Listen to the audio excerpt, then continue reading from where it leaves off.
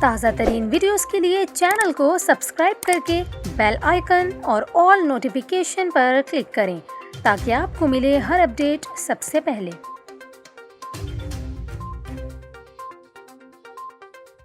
اور ابھی آپ کو بتائیں، بارشیں برسانے والی مغربی ہوائیں آج شام ملک کے بالائی اور وسطی علاقوں میں داخل ہوں گی۔ محکمہ موسمیات کا یہ کہنا ہے کہ 3 دن تک ملک کے بالائی اور وسطی علاقوں میں آج شام سے تیز آندھی اور تیز بارش ہو سکتی ہے، جبکہ اتوار تک اسلام آباد اور راولپنڈی میں آندھی کے ساتھ تیز بارش متوقع ہے۔ محکمہ موسمیات کے مطابق مانسہرہ، ایبٹ آباد، سوابی، پشاور اور وزیرستان میں بھی بارش کا امکان ہے، جبکہ اس دوران گلگت بلتستان اور کشمیر میں بھی بارش اور پہاڑوں پر برف باری متوقع ہے۔ آپ کو بتائیں، محکمہ موسمیات کا یہ کہنا ہے کہ آندھی کے باعث ملک کے بالائی اور وسطی علاقوں میں نقصان کا بھی خدشہ ہے، جبکہ آندھی اور بارش کے باعث فصلوں کی کٹائی والے علاقے متاثر ہونے کا خدشہ ہے۔ مغربی ہواؤں کے باعث ملک بھر میں خصوصاً بالائی علاقوں میں دن کے درجہ حرارت میں تیزی سے کمی متوقع ہے۔ دوسری جانب چترال شہر اور